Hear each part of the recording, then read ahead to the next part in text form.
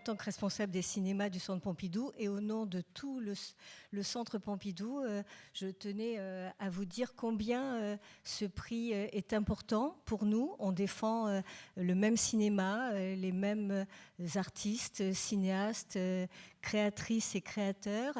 Et je pense ne pas dire de bêtises, mais il me semble que ça fait 20 ans. Ça fait 20 ans que le prix Jean Vigo est remis au Centre Pompidou et j'espère qu'il le sera encore de nombreuses années. Je sais que vous êtes impatients de voir et de savoir qui seront les heureux gagnants ce soir. Donc je vous laisse en compagnie d'Agathe Bonitzer et de Marco Suzal qui vont vous les révéler. Bonne soirée.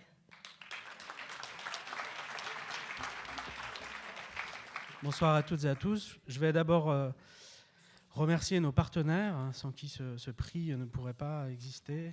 D'abord le CNC, Arte, le Centre Pompidou, bien sûr, qui nous accueille depuis 20 ans. Merci Sylvie.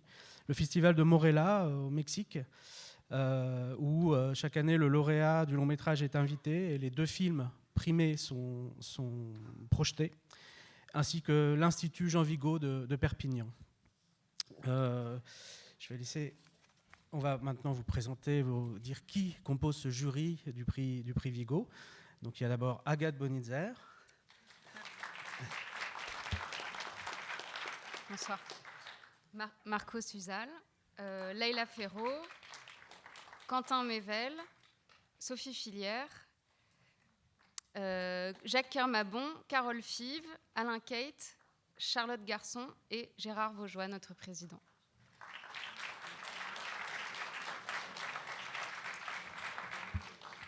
Voilà, cette année, pour ce prix, on a vu peut-être un peu moins de films que d'autres années, 30, mais beaucoup quand même, 30 courts-métrages et 64 longs-métrages. Et pour remettre... alors oui, pardon. Tout d'abord, nous allons appeler... J'invite Olivier Père à nous rejoindre. Olivier Père d'Arte.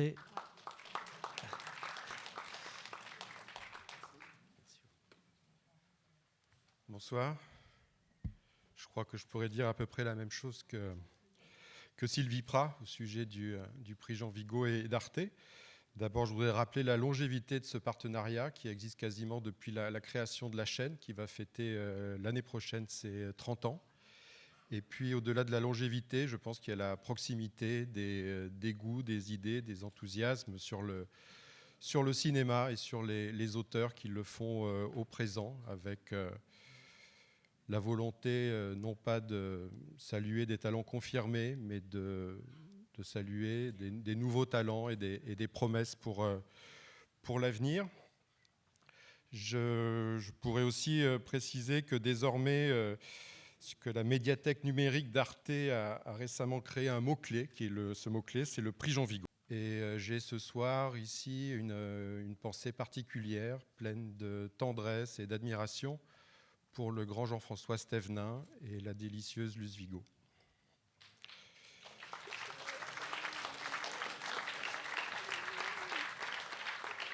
Alors, je crois qu'avant de... on va bientôt savoir qui est le Vigo d'honneur 2021, après ces images.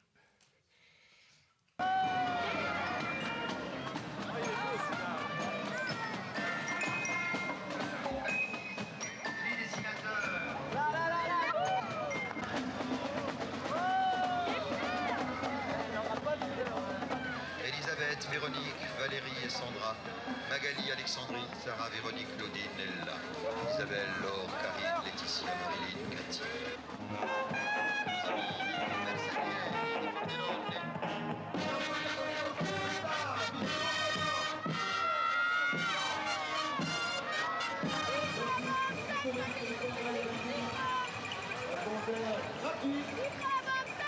Pour la première fois de ton histoire.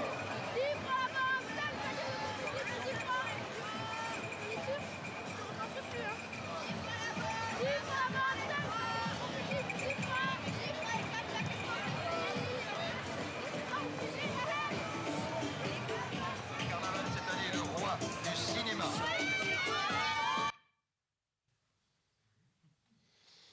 Vous avez peut-être reconnu des images de Nice Very Nice, qui n'est pas sans rapport avec Jean Vigo. Donc l'œuvre aventureuse de la réalisatrice, à qui va être décerné le Vigo d'honneur 2021, n'a jamais cessé de se renouveler. Conflits armés, contamination du mal, irrémédiable solitude, expédition spatiale sans espoir de retour. Son cinéma physique, organique, nous parle de nous, de notre présent. Le Vigo d'honneur 2021 est attribué à Claire Denis. Claire, en attendant de pouvoir te le remettre en main propre, ou alors que les gens de l'équipe Jean Vigo, je te décerne ce Vigo d'honneur. Voilà, que tu peux voir. Oh là là là là. Et je voudrais dire une chose, c'est que il n'y a pas beaucoup... Ah oui. Oh là là là là, la talente. Il n'y a pas beaucoup de films quand on est au lycée. Moi, c'était le ciné-club ou après. Mais ce sentiment qu'on a avec Jean Vigo d'être en compagnie, accompagné, voilà. Ouais, c'est bien. Merci beaucoup. Merci beaucoup, Claire. Merci. Ah bah ça va, quand même. Bon, et merci d'avoir prêté le film. Adios.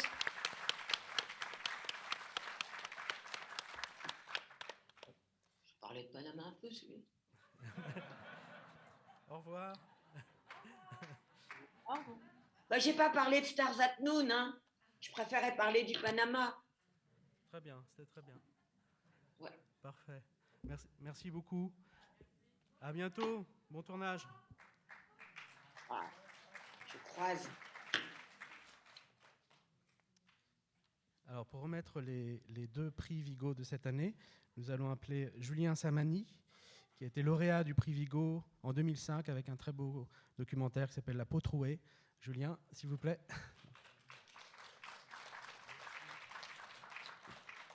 Alors, nous allons d'abord remettre le prix du court-métrage. Donc, c'est les mêmes. Oui. Alors, d'abord, j'aimerais dire un truc parce que je suis très touché d'être là, puisque le jour où j'ai reçu ce prix, j'étais pas là. Donc voilà, l'absence est réparée. Maintenant, je suis là. 15 ans, 16 ans après. Donc voilà. Et puis j'ai une pensée particulière pour Luce. Voilà, très ému. Donc le court-métrage, pour sa mise en scène à la fois lyrique et précise, incarnée et consciente de ses moyens, qui emporte le spectateur dans le sillage d'une protagoniste et actrice énergique, émouvante et changeant de registre tout au long du film, le prix Jean Vigo 2021 du court-métrage est attribué à Lila Pinel pour Le Roi David, produit par Etche Film, Emmanuel Chaumet.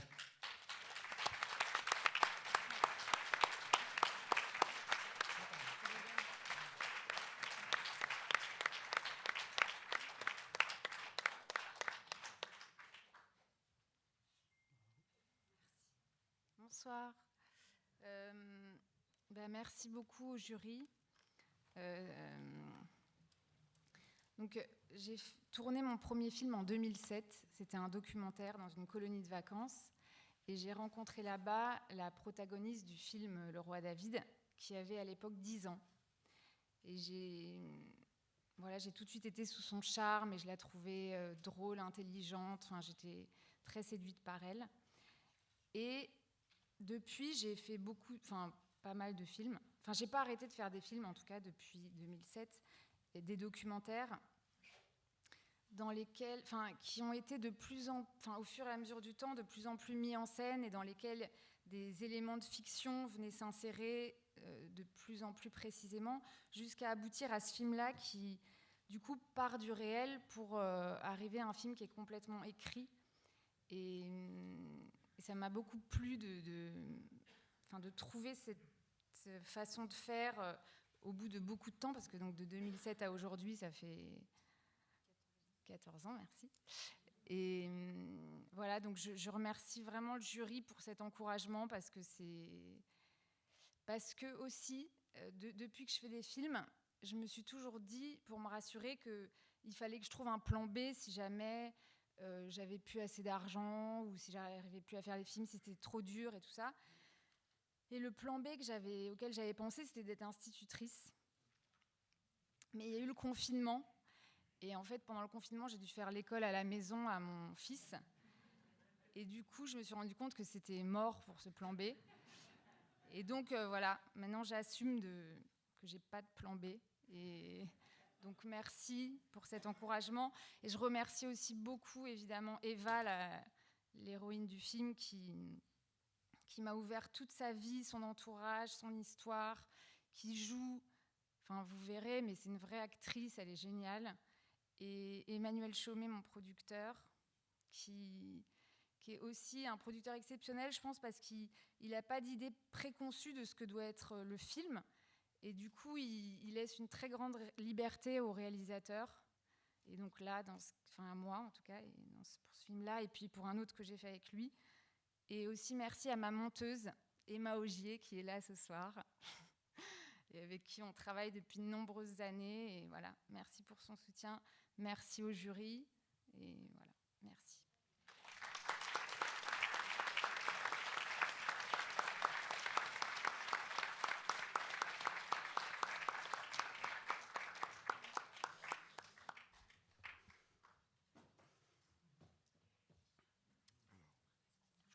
Oui, Julien, vous avez annoncé le prix Vigo du long métrage. Merci, Lila. Donc, alors, pour la justesse avec laquelle elle filme les douleurs apparemment simples, mais qui causent des blessures profondes, celles de l'enfance et de l'adolescence, pour sa manière délicate de saisir les drames quotidiens sans les surdramatiser, le prix Jean Vigo 2021 du long métrage est attribué à Axel Robert pour Petite Solange, produit par Aurora Film Charlotte Vincent.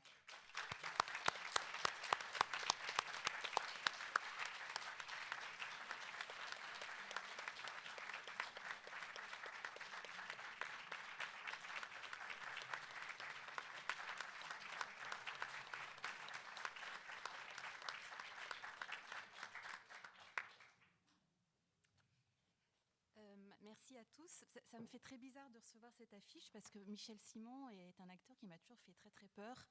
Et à chaque fois, je pense à Serge Danet qui disait que quand on était un enfant en 45, ce qui n'était pas mon cas, c'était très dur d'avoir une dévotion pour les acteurs français qui étaient géniaux mais qui étaient un peu terrifiants et que forcément on se tournait vers les acteurs américains qui étaient tellement plus aimables, en tout cas à regarder. Voilà. Donc voilà, je vais apprendre à aimer les acteurs français géniaux et terrifiants.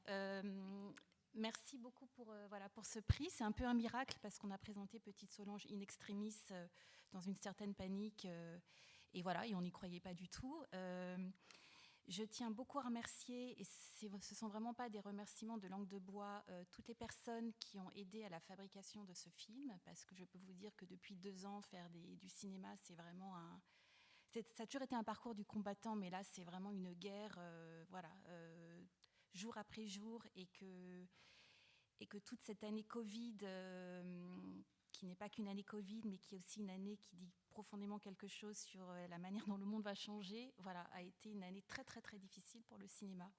Donc, je remercie les nombreuses femmes, notamment, qui sont derrière Petite Solange, Charlotte Vincent, ma productrice valeureuse, Katia, Isabelle de la Patelière, Anna, les femmes présentes dans Sylvie, toutes les femmes qui ont aidé très très fortement à ce que Petite Solange voit le jour. Je vais poser l'affiche parce que Michel Simon, en fait, il pèse très très lourd, l'air de rien. En réfléchissant cet après-midi à ce que je pouvais vous dire sans être trop ennuyeuse, et surtout en réfléchissant à cette question, à quoi ça sert un prix aujourd'hui, en 2021, alors que je me répète, le cinéma qui est quand même le grand art du XXe siècle est sans doute terriblement menacé de toutes parts. Comme s'il y avait une espèce de dessin assez tragique, j'avoue, qui se nouait depuis quelques mois autour de cet art qu'on aime tant. Je me suis dit, mais à quoi ça sert un prix de cinéma aujourd'hui ? Et qu'est-ce qu'on peut faire pour le cinéma aujourd'hui? Voilà, c'est une question qu'on se pose beaucoup au sein de la SRF, la Société des réalisateurs de films dont je fais partie, et qui est assez proche en termes de valeur du prix Jean Vigo. Et je vais peut-être dire ce soir quelque chose que je ne dirais pas à la télé, par exemple, que je ne dirais pas dans d'autres lieux où il faut faire de la vulgarisation. Je dirais que le prix Jean Vigo, moi en tout cas, il m'aide à mettre en avant cette espèce de chose très très mystérieuse qui est la mise en scène. Voilà, la mise en scène avec des guillemets et des majuscules partout. Quand j'étais jeune fille et que j'allais beaucoup au cinéma, voilà, on parlait déjà de la mise en scène et moi je ne comprenais pas ce que ça voulait dire, la mise en scène. Enfin, acteur, actrice, je voyais très bien ce que ça voulait dire puisque c'est par là que je suis venue au cinéma. Beauté des costumes, je voyais, mais la mise en scène proprement dite, pour moi, ça a été très longtemps un mot mystérieux et assez terrifiant, j'avoue. Et quand j'essayais de comprendre la mise en scène, j'étais accablée. Je me souviens par exemple avoir préparé le concours d'entrée de la Fémis en m'arrachant les cheveux devant une VHS de Fritz Lang et un ami cinéphile qui essayait de m'expliquer la différence entre un travelling et un panoramique. Et je n'arrivais pas à comprendre. Voilà, je me suis arraché les cheveux pendant 3 semaines. Et puis d'un jour, révélation, j'ai compris la différence entre les deux. Et à partir de là, cette espèce de révélation devant cette VHS de Fritz Lang, la mise en scène en fait est devenue quelque chose pour moi de très familier, de très concret. Et évidemment, en parallèle, je lisais assidûment les cahiers du cinéma période jaune et je crois que sans les textes de Rivette sur Ophuls, de Truffaut sur Hitchcock, ou je ne sais pas moi, de Godard sur Fuller, j'aurais jamais compris ce que c'était la mise en scène. Mais concrètement, je ne voyais pas du tout ce que c'était. Et d'ailleurs, je crois qu'aujourd'hui, en 2021, dans un film, je sais reconnaître quand il y a de la mise en scène, mais d'une certaine manière, je ne le sais toujours pas quand moi, je fais des films. Et pourtant, c'est quelque chose que je cherche quand je fais des films. Voilà. Donc le prix Jean Vigo, il me permet d'être rassurée sur ce point-là, que peut-être qu'avec Petite Solange, j'ai touché un peu de la mise en scène, avec des majuscules et des guillemets partout. Voilà. Et puis, dernière chose, qu'est-ce qui fait que le cinéma est quand même un art unique et qui est absolument irremplaçable? C'est pas simplement cette histoire de mise en scène, c'est aussi que je crois que le cinéma, comme aucun art, a su raconter à la fois la naissance d'un personnage et d'un acteur ou d'une actrice. Et que ça, même les romans peuvent nous raconter la naissance d'un personnage, mais l'histoire d'une actrice, non. Que les autres arts, non. Mais que le cinéma, tout d'un coup, ce miracle de voir la naissance d'un personnage et d'un jeune acteur ou d'une jeune actrice par la grâce de la mise en scène, c'est vraiment quelque chose qui appartient, je trouve, au cinéma. Profondément, je pense que le cinéma est là pour filmer les femmes. Voilà. Profitez du fait que c'est une femme qui vous le dit et non pas un vieux réalisateur libidineux. Voilà, ça change un petit peu. Et avec Petite Solange, je crois qu'on a réussi à filmer cette chose aussi simple et aussi miraculeuse que la naissance d'un personnage et d'une jeune actrice.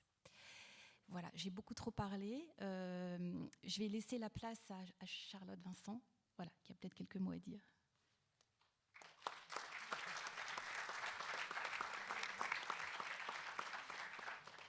Bonsoir. Donc, je vais d'abord commencer par remercier nos partenaires, MK2 pour les ventes internationales, Oecourt pour la distribution France, la région Île-de-France et la région Pays de la Loire, les Sofica Cinémage et Cinécap, et enfin le CNC et Ciné Plus qui ont soutenu le film.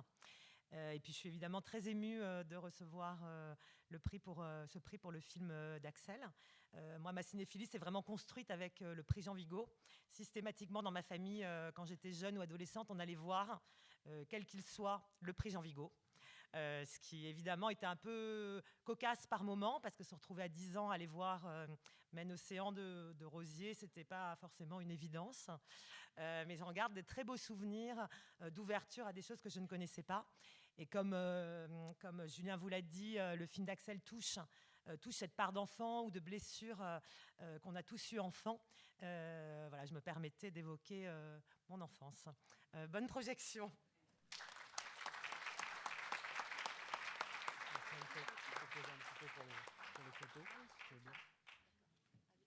Voilà.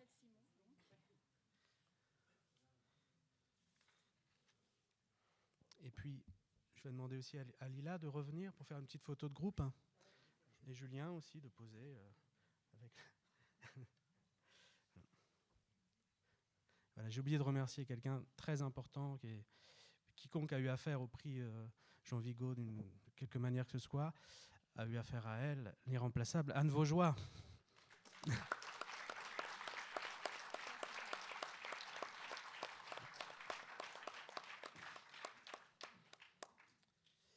Voilà. Et après la petite séance photo, vous verrez les deux films, l'un à la suite de l'autre. Et je rappelle que Petite Solange, ça sort en janvier. Le 2 février. Voilà. Merci, bonne soirée.